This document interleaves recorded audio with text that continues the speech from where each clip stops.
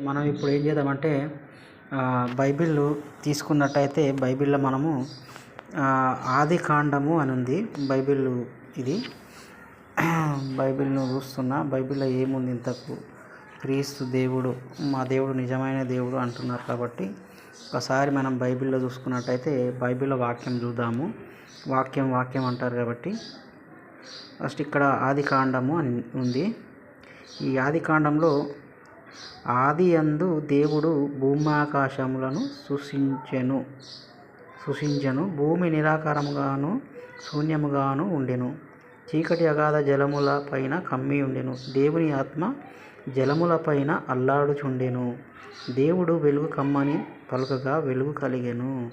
వెలుగు మంచిదైనట్టును దేవుడు చూచెను అని ఇట్లా వాక్యం ఉన్నది. దేవుడు దానికి వెలుగునేమో పగలని, చీకటిని రాత్రి అని పేరు పెట్టెను. ఆ స్తమైన ఉదయం కలగాక ఒక దినమాయను అని చెప్పి ఇట్లా ఉన్నది. ఇది బైబిల్ కథ. అయితే మనము